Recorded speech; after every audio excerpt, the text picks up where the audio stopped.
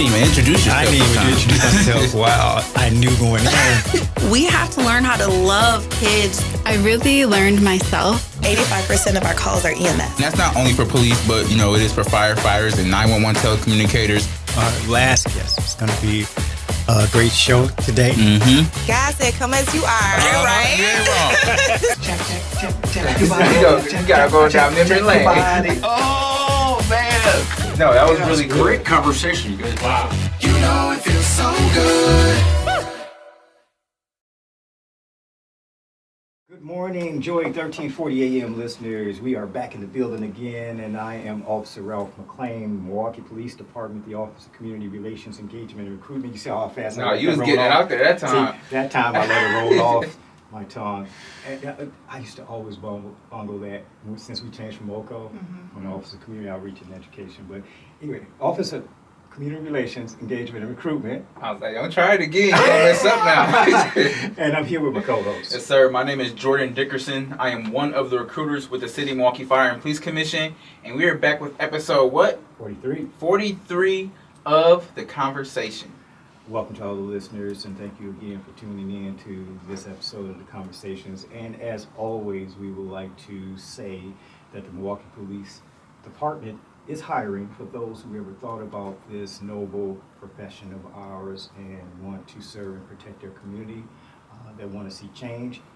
Come on and join the ranks. Our application is posted at the city website, and Jordan has some information regarding that. Yep. So if you ever have any questions about what the process is like, and you just have questions in general about academy, and want to learn just more things before you actually take that step to actually fill out the application, you can feel free to text this number. It's 414-519-6190. Again, that's 414-519-6190. That is a live texting number that the Fire and Police Commission uses to communicate with some of the applicants and people and some of the candidates in the process. You can text that number, like I said, myself and actually the other recruiter, we actually respond to those messages directly, so you're getting an actual human response. It's not anything like typed up or fake or AI, as we like to say. It's genuine responses. And like I said, we love to use that text line also just to help encourage people, because there can be some fears that you have going into it. But if you want to reach out, hey, I have a couple of questions, or can we set up a call or time to give me a call and we could talk about some of those things, we would love to kind of help you out throughout that process. Absolutely, and then we also want to encourage everyone when we have open house for those things of those nature at the Police Training Academy to feel free to come out, talk to us, learn more about it. When we're out and about in the community at the different career fairs, the different discussions we have, and that's another thing. I always wanted to also say, if there are anyone that's a part of any agency and they want us to just come in and talk about the position itself, what we do. If there are any youth agencies that want us to come in and talk to the youth and just engage and talk to them about this wonderful career, we are willing to do that. Just feel free to reach out to us, and we'll make a way to get there. Yep, most definitely. So we are blessed and honored to have in the building today two of my colleagues, my brothers and sisters in blue. They're the community liaison officers with MPD over at District 2. We have Imani Spruer here, 4.5 years on the department over at District 2. And we have Colin Booth in the house as well, 8 years over at the illustrious District 2 on the south side. So we're glad to have them in the house. Yes, welcome to the show. How y'all doing? I'm good. Yeah, thank you for having us. Cool, definitely appreciate it. We'll just get right into it. That's how we always like to jump into things. This is a straight conversation. Let's start off with you, Colin. Just kind of talk about what made you inspired or motivated to join the police department. Doing this job, it's rewarding, and especially the position I'm in now. We've been almost a year and a half as a role in community liaison officers, but even before that. All my roles that I've had at District 2, I've had some sort of community engagement. For almost 5.5 years, I was on bikes, and not only was it fun, I got to exercise. Isn't that one of the best jobs on the department? I would agree, yes. I can attest to that, yeah.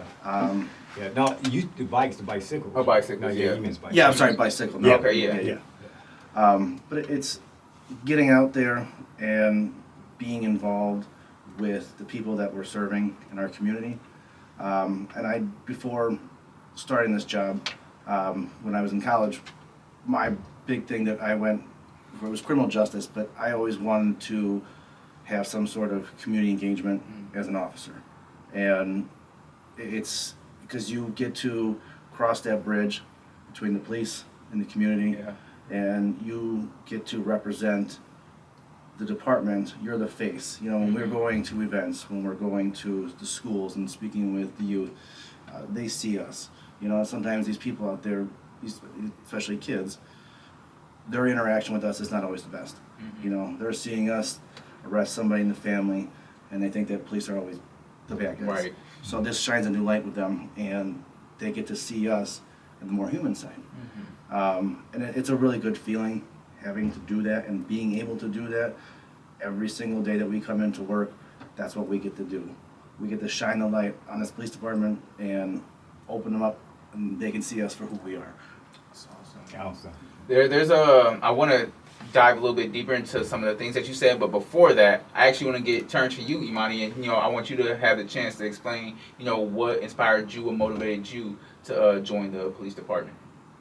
So one thing that motivated me is I've lived in Milwaukee my whole life. I grew up in the city, north side of Milwaukee, and where I grew up, people don't really care for cops. People aren't really fond of cops. There's always that negative stigma between, the police and the community. And I've always been a firm believer in if you don't like the way something is, do something to change it. Right. It has to be more than just complaining and, criticizing and critiquing. I believe in getting active and understanding it, and if I don't like it, getting in there and changing and making a difference. So that was one big thing for me. Another thing that motivated me was I'm female, and there's not many female officers. And little girls always come up to me and they say, "Hey, I didn't know, you could be a police officer if you're, a Right. female or a woman." And sometimes when people see us, they think, "Oh, you're a female, you must just work in the office." No, I wanted to show little girls that it's possible to have a job like this. It's possible to work alongside men. You can be just as strong as men. As women, I believe in some aspects we're even stronger. So that was something that really, really motivated me. Yeah, and notice Officer Spruer said more than just complaining. So don't leave comments talking about, well, she said that we're complaining. No. She said it must be more. Yeah. So it isn't that we somehow are oblivious and don't want to listen or come up with solutions if people have issues or something, and they feel that there's something that we can change to help foster a positive relationship. But it's more than that. It has to be more than that. If you want to see change, like you said, Be the change. Be the change. Absolutely, be the change. Yeah. So no, that was powerful. Definitely, it really was. And I want to, so you talked about the community aspect, like that was a big thing for you, and the reason why you wanted to join the department is because you wanted to be that person. And you understand, like, I am the face, I do go to events, people, they do look up to me when I'm at these community events, when I'm talking to people. And one thing with you is you spoke about, just changing that perspective as well, right? You don't see a lot of women officers, and it's so true. And it's one thing that, we're actively, of course, always trying to get better at. But the topic that I kind of want to switch to is when you talk about the idea of complaining and criticizing, right? And I want to get your guys' perspective on how do you guys feel when you see articles and headlines talk about, oh my goodness, like the police department, they ain't out there enough, they not out in the community, and like we're always like seeing bad stuff, and no one is actively out there trying to help us out. And you guys are actually in that position, you're in that role, and you're trying to do things. Does it get frustrating at times when you talk to people? I'm pretty sure you've had interactions and you're like, well, no guys, we are out here. But sadly, too often times it's the negative things that get those shares, that get those likes, and that gets promoted. And instead, they're not seeing and we're not highlighting all the great work that you guys are doing. So is that something that you guys feel is kind of frustrating at times? Yeah, I actually love to hear that. I love when people say that we don't do enough and we're not out there in the community, because it gives me a chance to broadcast what we do. We have, just in District 2 alone, there's 7 districts. We do so much. We've done probably 5 big events this year. We've done coat giveaways. We've provided Christmas for families. We are having a haunted house Friday where we're giving away coats and pumpkins. We've given away bicycles to inner city youth in the Milwaukee Public School System. So I love that. I love to hear that, because it gives me a chance to broadcast what we do, but it does also disappoint me that a lot of people don't know what we do, and it gives me the opportunity to network and say, okay, how do we connect with these people? Yeah, that's good. Do we connect on social media more? Do we do more of these interviews? Like, what do we have to do to show you that we are in a community and we do care? I like that. Yeah, hitting on that, it's going in these events, these meetings and all this, doing this kind of stuff, and people bring that up. You guys aren't out there, you're not doing anything. Well, that's when we can step in and be like, hey, this is what we've done, and this is, what we're doing. Come join us. You don't like what's going on in your neighborhood, on your block. Hey, let's do a community walk. We do that quite often. In fact, they had one last night on 25th and Rogers. Let's get engaged. We can get out there and motivate these people. Be like, hey, you don't like what's going on in your neighborhood. Be that voice. Step up. Come together, and let's do this. Partner up with us. You don't have to be our best friends, but work with us. Help us help you. Make this place that you can call home, and that you're happy that you're living here and you enjoy living here. So when they come to with those complaints, and it happens often, it's we can help solve the concerns, the problems that they're having, to hopefully make their lives a little bit better, a little bit easier, so they don't have to deal with all the stuff that's going on. Yeah. That's great. One of the things we always say, and we talk about Sir Robert Peel, that community is police and police are the community. So it's important to know that we are there and we're willing to collaborate. As you said, if you think we are doing something, then maybe we can, come together and figure out how we can. You don't like necessarily how we're doing something. Give us some ideas of what you think might work better. That's good. Let's improve this. Exactly. And we will listen. Yeah. That's a big part of collaborating, is listening to what the other side, their suggestions of what they want to see. Yeah, and I like the fact that, it seems like you aren't taking it personal, right? Like you can't. You understand the nature and the aspect of things, and how the culture is right now. And one thing that I like that you said is, like, when people do say, I don't see you, you're not out there enough, your perspective is, okay, well, let's work together. Let's figure out a way where you are where you can say that you do see me enough, where I am actively involved in your community. But you have to be able to have a little bit of humility in that, and understand, like I said, you can't take it personal, like, because you guys can be very well be like, what do you mean? We are out there. What are you talking about? I was at this, and I was at this, and I was at this. But you do it in a loving way where it's like, okay, I understand what you're saying. And we actually do go to events, and you start listing a couple things off. But how are ways that we can even get better? And I just love the humility approach that you guys are taking with that. Yeah, you got to absorb what they're saying. You can't take it, like you said, personally. Because it's not coming at you because you didn't do it, but they're just frustrated, and it's an outlet for them because they want to vent. Yeah, and that's okay. That's all. I mean, and as you know, in this job, we wear so many different hats, and you have to. You got to be the therapist. You got to be the mediator. You got to be that bad guy sometimes. Yeah. You don't want to be, but we have a job to do. Exactly. But in the end, if you're not happy with something, it's kind of like I look at it as a business. We're the employees of this business, and you don't like the way something's being conducted, how can we change that? Absolutely.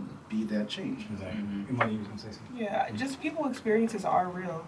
I'm not here to invalidate anybody's experiences, and I've been a part of those experiences sometimes, based on where I've grown up. So I'm not here to tell you, that's not real. What you saw isn't real. What you heard isn't real. Let's just try to make the situation better. Absolutely. The relationship better. Absolutely. I had a question for both of you. So, was it always police officer when you were growing up? Is that what your aspiration was to do as a career? I'll let you go first.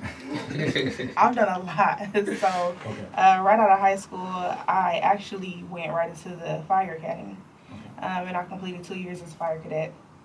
I got my EMT and my fire one at that time. Some unfortunate circumstances happened, things didn't work out. After my 2 years as a cadet, I actually went to work for Bell with my EMT in Freighter Hospital. And then from there, I was in nursing school. And then this opportunity came along, and I was like, well, why not? Let me just take this test. Like, I'll just take it. And I actually ended up doing pretty well. And I thought, like, college will always be there if I want to go back. Nursing school, if I end up not liking this, I can always go back. But for me to test so well in this position, I know people waited years and years to get on this list. Why not? Like, I feel like God was pushing me to do it. Yeah. So that's how this came about. But I've tried many things. I'm only 27. And before we get to Colin real quick, so it sounds like you were always headed towards some type of service. Yeah. You know, occupation. So what instilled that in you, that passion to do something in the way involves service dollars? So when I was younger, my mom always called me the mother hen. I have 3 brothers, and I'm the second oldest. But she always said I acted like I was the oldest. I was always like the second mom to everybody. I just wanted to help, and that's just been my personality my whole life. So I really didn't care how I did it, as long as I was making a difference in some person's life, in somebody's life. As long as I was making like a bad situation better, that's just my personality. So I think it was just a calling. No matter what, I just want to be of service. Oh, great. And you go. It's always been something I always wanted to do. I started this job a lot later in life, but believe it or not, I actually applied back in 2007. And at that point, people taking the test, there was a huge wait. I think by the time I heard back, it was almost close to 3 years. In fact, my first daughter was born, got the response, and my wife was like, I don't want you to do it. It's too dangerous. And I turned it down. And I got into some other stuff I was trades, I did property management for a while. And then my dad was actually the one that pushed me back into it. Really? And I reapplied, and here I am. But it's always been something that I've always wanted to do. It's, when you have a job, it's a job. You work your 9 to 5, you go to the store, work whatever you're doing. I think this is a career. It's something, there's a difference between having a job and working somewhere as a career. This is something I'm proud of. Everybody knows, at home, my neighbors, and always asking questions, about this, that, and the other, but, it's something you have to like to do. And, they say that a job's not a job if you like what you're doing. Yeah. And I love what I'm doing. Sometimes it's a little frustrating. I go, why am I doing this? But, the long hours, the overtime and all that, but in the end, it's worth it. We're still out there making some sort of difference, whether it's a small one. You impact people's lives. And, I love the role that we're in now, because we get to do that on an everyday basis. And it feels good. You get to go home. It's rewarding. With our event that we have coming up for our haunted house, it's a lot of work. Sure, it's frustrating getting everything all together. But in the end, we know that it's a community event, no cost, it's for family. Come on down, and you're going to have a good time. You get to escape that realm that you're in. You're still a part of your community. You get to have a good time. You get to interact with us. So I like what we're doing. It's a passion. Yeah, and it's good. Like, you both essentially had that call to serve, right? Like, you just want to help the people that you see in the community, and I could obviously tell that just from, of course, your answer, and even your answer, Colin. This seems like that passion, in a sense, like you just have that drive, and it's fulfilling, it's rewarding to actually see that. And I guess does that play a part into motivating you to continue to do it, even on those frustrating and those challenging days? Is that something that you can look back and understand, it's a lot of work at times, and then it is kind of hard at times, but I know that I am reaching, and I'm impacting a lot of people's lives in a positive way. When we get called for a service, people aren't calling us because they want to hang out. They're calling us because they're in need of something. When we're looking at the calls, going through the CAD, going, oh boy, what is this? But in the end, it's someone who needs help and is reaching out because something didn't go right. What can we do to help them and fix it. Yeah. So as frustrating as it may be, in the end, we got to realize that our job is there to help these Yeah. people. And there's actually one thing I want to say too, and this is just like a overarching thing in general, just for the people out there and the listeners out there, is understanding that, you know, when you decide to do something, whether it be, you know, in law enforcement or any job that you have, that active service isn't just strictly with law enforcement or in firefighting, right? Like you can serve at your everyday grocery store, you can serve at your everyday gas station, like whatever you do, you can always serve. And you know, there will be moments when things are frustrating, and you know, you may not feel like that you're getting the credit or the respect that you deserve. You guys can probably attest to it a lot more. Like you guys are, like I said, actively out there in the community doing stuff, but you're not always gonna get those thank yous and those applauses and that praise.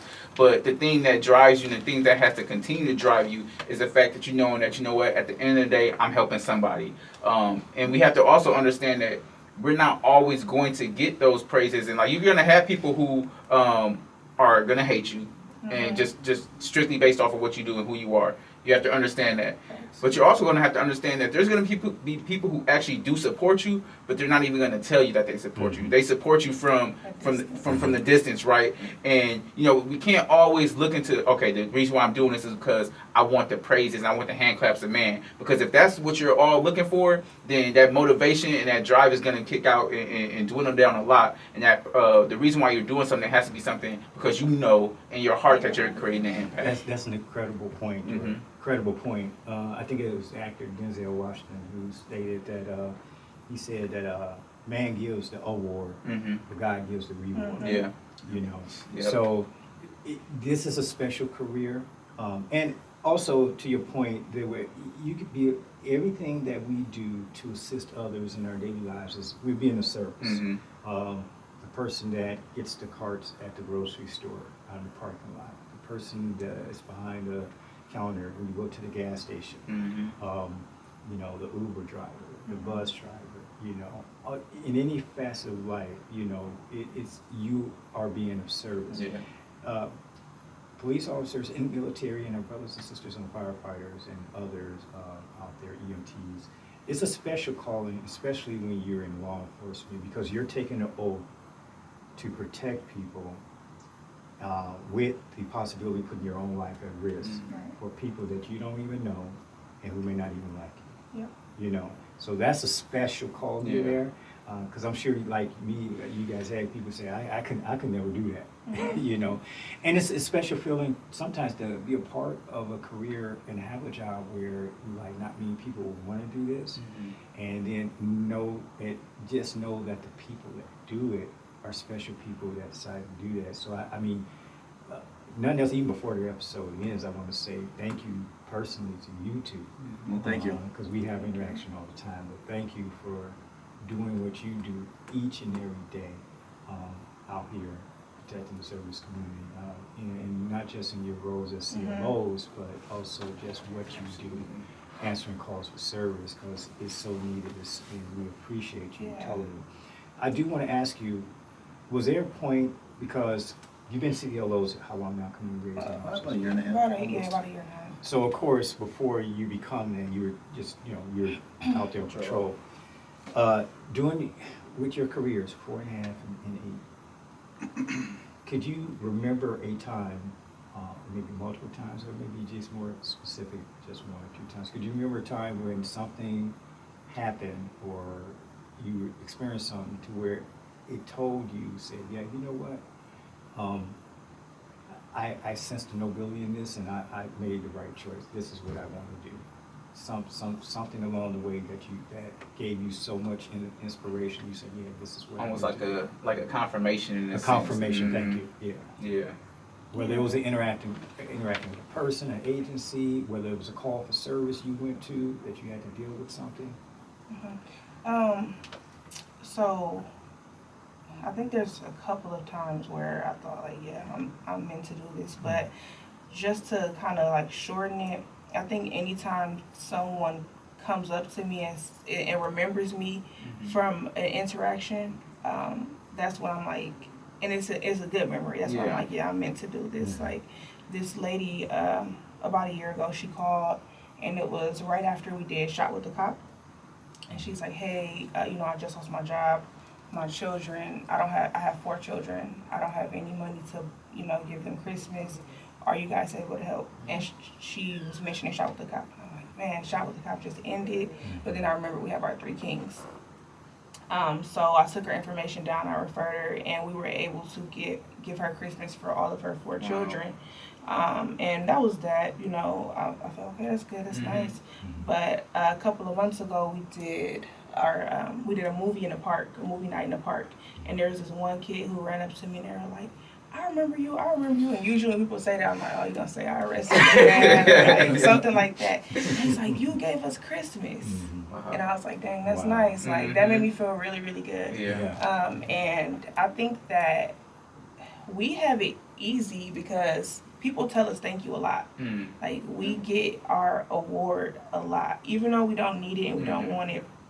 But the people who are not in this position, who are taking the calls all the time, those are the ones who have it the hardest because they do the hard thing that no one wants to do. They're the ones making the arrests. They're the ones who people may feel like are separating families when, mom or dad or brother have to go to jail. And those are the ones who don't get told that they are appreciated enough. And that's when it's hard to say, man, this is a rewarding job.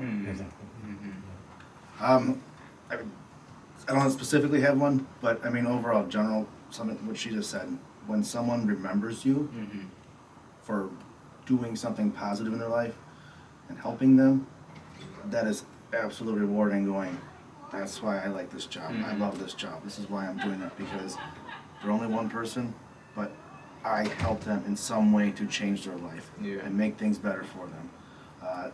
It's a really good feeling when someone does that.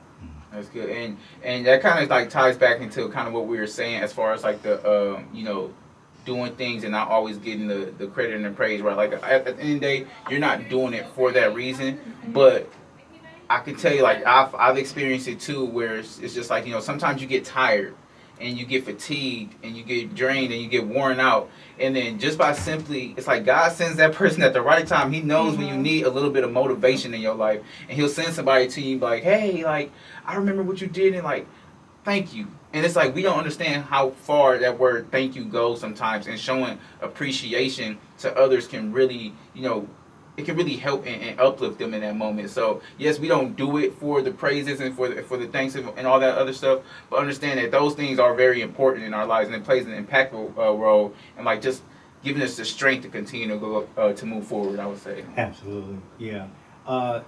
Thank you for taking the time to come through. Absolutely. Conversation, to have this conversation with us, and for being all that you are out there as community liaison officers. We certainly appreciate you. And I do, from the Office of Community Relations point of view, and I'm sure the rest of the department, do give our condolences to District 3, District 2 family, the District 2 family, because we recently lost police officer Lucy Hall, who gave 14 years. Speaking of service, right? 14 years of service would be almost at every event. Incredible woman. Never wanted to take a break. Try to offer her, say, hey, you come over here, have a seat, or whatever. No. She works me under the table. She's still moving. Yeah. So Lucy was very, very special. So we just want to give condolences, prayers to her family. Absolutely. At this time of significant loss. As you say that, I kind of want to give some condolences to a family. Also, I mean, at the Fire and Police Commission, our we call them brothers too, the Department of Employee Relations, DER.